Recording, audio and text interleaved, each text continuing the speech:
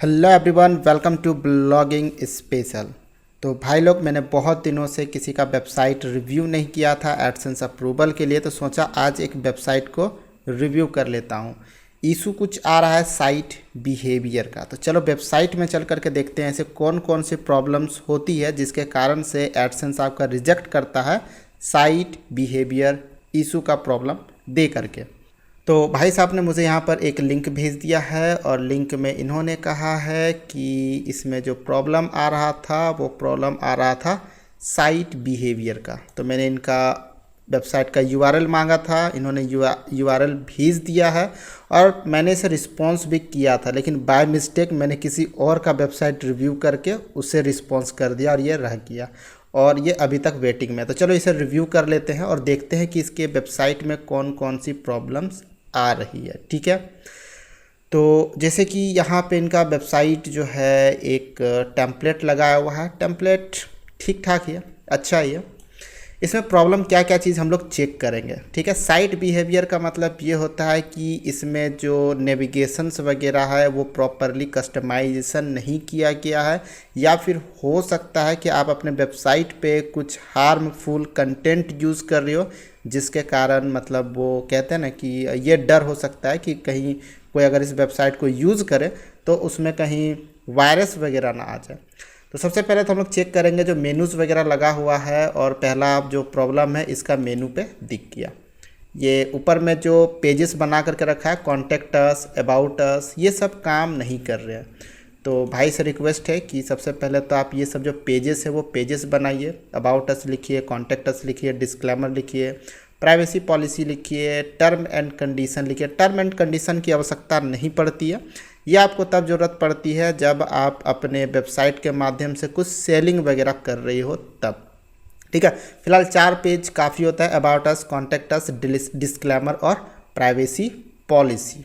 ठीक है, उसके बाद यहाँ पे आपने एक टेक्स्ट लिखा है, चलिए देखने में अच्छा लग रहा है, लेकिन जब उसका नीचे वाला टेक्स्ट देख रहा हूँ तो यहाँ पे आप देख सकते हो कि जब मैं वहाँ पर ये लेकर के जा रहा हूँ, पॉइंटर को लेकर के जा रहा हूँ, तो वो क्लिकेबल बन जा रहा है, यानी ये क्लिक करने वाला टेक्स्ट है, लेकिन जब मैं इसे क्लिक कर रहा हूँ ये वर्क नहीं कर रहा है।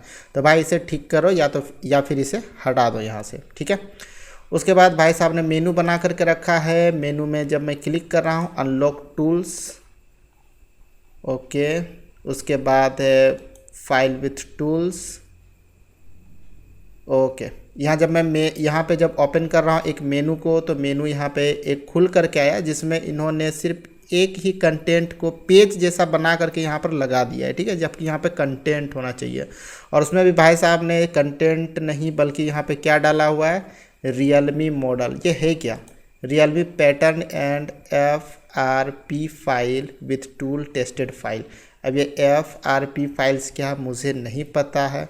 ठीक है, अब ये जो भी हो डाउनलोड करने के लिए ऑप्शन दे रहा है, फ्री और पेड का ऑप्शन है। इसे मैं क्लिक करता हूँ, क्लिक करने पे ये किसी और वेबसाइट पर जो है ट्रांसफ़र हो रहा है, और उसके बाद अच्छा एक क्लाउड पे आ गया और यहाँ पर एक फाइल दे दिया है डाउनलोड करने के लिए। तो भाई इस टाइप के कंटेंट आपको नहीं लिखने। ठीक है, आपको कुछ भी अपने वेबसाइट से डाउनलोड नहीं कराना है। आपको जो कंटेंट लिखना है वो इन्फॉर्मेटिव होना चाहिए, यानी आप कुछ इन्फॉर्मेशन प्रोवाइड कर रहे हो। कुछ डाउनलोड अगर आप इस तरह से करा रहे हो जिसमें कोई जीप फाइल वगैरह डाउनलोड हो रहा है ना, तो गूगल को ये डर है कि हो सकता है कि आप उस फाइल के द्वारा किसी के मोबाइल में या किसी के लैपटॉप कंप्यूटर पर वायरस डाल दो। ऐसे बहुत से केसेस आ रहे हैं, जिस कारण से इस तरह के कंटेंट तो बिल्कुल भी मोनेटाइज नहीं होंगे। साइट बिहेवियर के साथ साथ आपका ये भी आ जाएगा, जो हैकिंग कंटेंट का भी जो है एरर आ जाएगा। ठीक है, उसके बाद इन्होंने कई सारे मेन्यू बना करके यहाँ पे टैग बना करके रखे हुए हैं, यानी यहाँ पे कैटेगरी बना करके रखे हुए हैं, और प्रत्येक कैटेगरी में यानी हर एक कैटेगरी में एक से ज़्यादा कंटेंट नहीं डाला हुआ है। यहाँ पे प्रॉब्लम है, यानी यहाँ पे ये कंफ्यूज्ड है कि ये जो टैग है यानी जो कैटेगरी है वो होता क्या है। देखो भाई, ये कैटेगरी क्या है ना, कि मान लो कि आप किसी क्लास में बहुत सारे चैप्टर्स पढ़ते हो। ठीक है, तो वो चैप्टर को अच्छा से पढ़ाने के लिए क्या किया जाता है, पहले ये डिसाइड किया जाता है इसका है, तो इस तरह से चैप्टर को अलग किया जाता है और उसको एक अलग से बुक बना दिया जाता है और बुक का अलग नाम दे दिया जाता है कि ये हिस्ट्री है, हिस्ट्री के अंदर आपको 10 चैप्टर्स है, ये मैथमेटिक्स है, इसके अंदर 12 चैप्टर है, या फिर ये साइंस है, इसके अंदर कुछ अलग से चैप्टर्स दिए हुए हैं। ठीक उसी प्रकार ये टैग यानी कैटेगरीज होता है। आपको पहले डिसाइड कर लेना है कि कितने सारे टॉपिक पे मैं कंटेंट लिखूँगा और उतना ही आपको यहाँ पे कैटेगरीज बनाने हैं। जब भी आप उस कैटेगरीज से रिलेटेड आपको कंटेंट लिखोगे तो उसे उसी कैटेगरी में डालना है, और जितने कैटेगरी आप यहाँ पे बनाओगे उसी कैटेगरी का आप यहाँ पे मेनू बनाओगे, ताकि जब मैं यहाँ पे ओपन करूँ यानी क्लिक करूँ, जैसे फॉर एग्जांपल अभी जो सब्जेक्ट का मैंने उदाहरण दिया, मैं यहाँ पे अगर हिस्ट्री पे अगर क्लिक करता हूँ तो यहाँ पे सिर्फ हिस्ट्री से रिलेटेड कंटेंट आने चाहिए, पॉलिटिकल क्लिक करूँ तो सिर्फ पॉलिटिकल से रिलेटेड कंटेंट आने चाहिए। और ये कब होगा?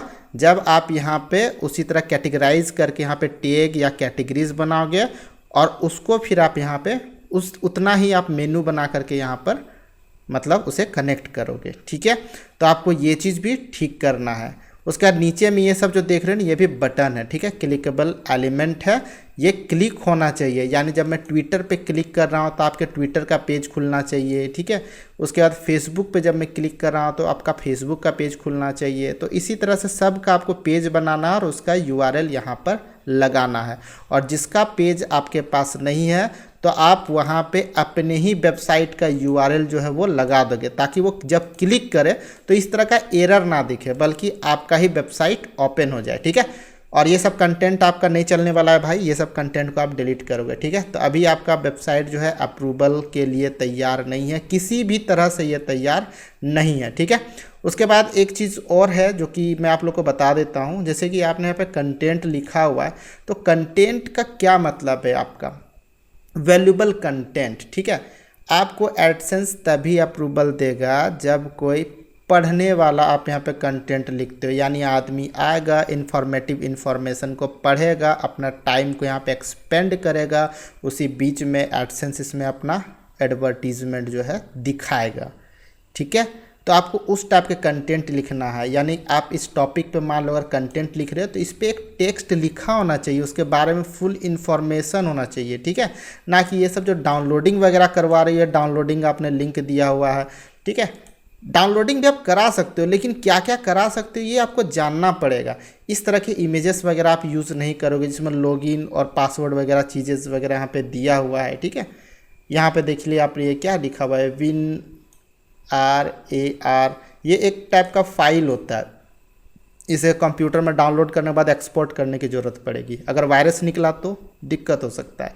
तो इस तरह के डाउनलोडिंग भी आपको नहीं कराने हैं, आप सिर्फ इन्फॉर्मेशन प्रोवाइड करवाइए। ठीक है, तभी जो है आपको एडसेंस का अप्रूवल मिलेगा। तो इतना दिक्कत है आपके वेबसाइट में, यानी अभी कुछ भी तैयार नहीं है, आपको वेबसाइट को बढ़िया से तैयार पहले करना पड़ेगा, फिर उस पर ट्रैफिक लाने पड़ेंगे, तब जा करके आपको एडसेंस का अप्रूवल मिलेगा। ठीक है, तो आप ये सब सारी चीज़ें जो है ठीक करो, उसके बाद दोबारा से मुझे जो है URL को सेंड करना, मैं फिर से इसे रिव्यू कर दूंगा कि आप किस दिशा में काम कर रहे हो। ठीक है, चलिए फिर से मिलते हैं इस तरह की और भी वीडियो के साथ, तब तक के लिए धन्यवाद। जय हिंद, जय भारत।